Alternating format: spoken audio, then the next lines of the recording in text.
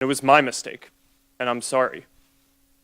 I started Facebook, I run it, and I'm responsible for what happens here.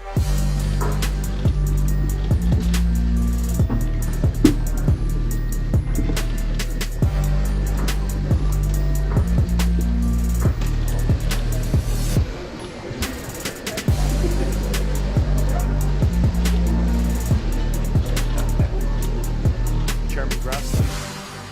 I assume Facebook's been served with subpoenas from the special counsel Mueller's office. Is that correct? Yes. Have you or anyone at Facebook been interviewed by the special counsel's office? Yes. Have you been interviewed? I have not. I have not. Others have. I believe so, and I want to be careful here because our work with the special counsel is confidential, and I want to make sure that in an open session I'm not revealing something that's confidential. I understand. That's why I made clear that you have been contacted, you have had subpoenas. Actually, let me clarify that. I actually am not aware of a subpoena. I believe that there may be, but I know we're working with them. 6 months ago, I asked your general counsel about Facebook's role as a breeding ground for hate speech against Rohingya refugees. Recently, UN investigators blamed Facebook for playing a role in inciting possible genocide in Myanmar, and there has been genocide there. Now, you say you use AI to find this. This is the type of content I'm referring to. It calls for the death of a Muslim journalist. Now, that threat went straight through your detection systems. It spread very quickly. And then it took attempt after attempt after attempt and the involvement of civil society groups to get you to remove it. Why couldn't it be removed within 24 hours? Senator, what's happening in Myanmar is a terrible tragedy, and we need to do more. There are three specific things that we're doing. One is we're hiring dozens of more Burmese language content reviewers because hate speech is very language specific. It's hard to do it without people who speak the local language, and we need to ramp up our effort there dramatically. Second is we're working with civil society in Myanmar to identify specific hate figures so we can take down their accounts rather than specific pieces of content. And third is we're standing up a product team to do specific product changes in Myanmar and other countries that may have similar issues in the future to prevent this from happening. Mr. Zuckerberg, would you be comfortable sharing with us the name of the hotel you stayed in last night?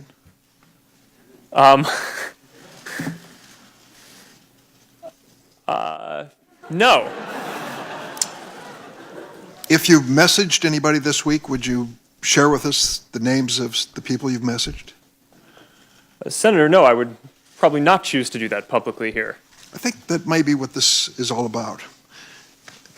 Your right to privacy, the limits of your right to privacy, and how much you give away in modern America in the name of, quote, connecting people around the world. A question basically of what information Facebook's collecting, who they're sending it to, and whether they ever asked me in advance my permission to do that. Is that a fair thing for a user of Facebook to expect? Yes, Senator. I think everyone should have control over how their information is used. And as we've talked about in some of the other questions, I think that is laid out in some of the documents. But more importantly, you want to give people control in the product itself.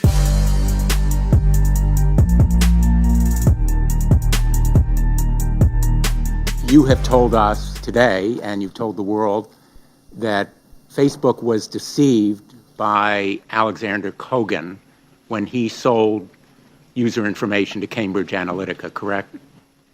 Yes.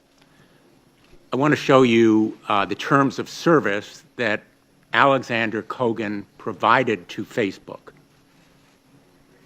And note for you that, in fact, Facebook was on notice that he could sell that user information. Have you seen these terms of service before?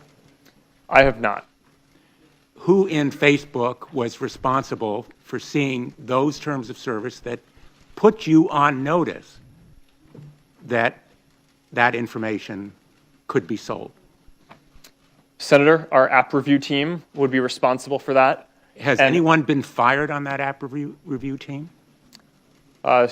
Senator, not because of this.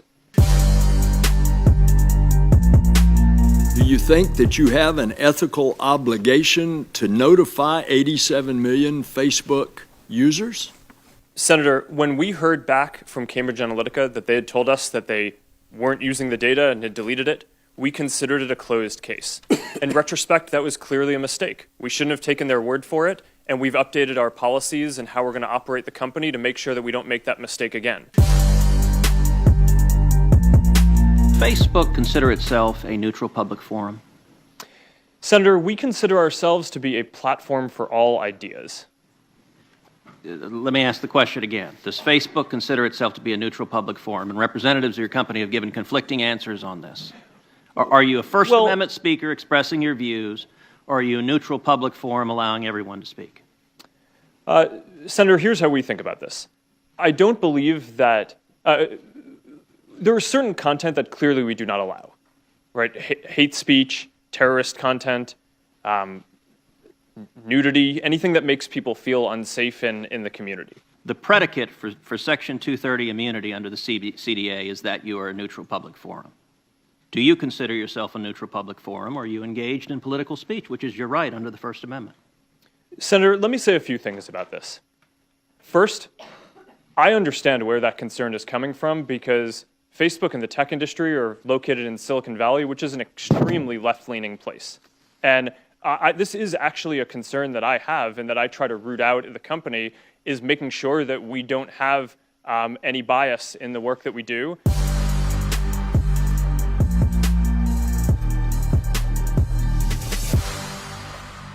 If you love The Quint and want to keep seeing more of us on Facebook, click on follow, then see first, and you'll never miss us on your timeline.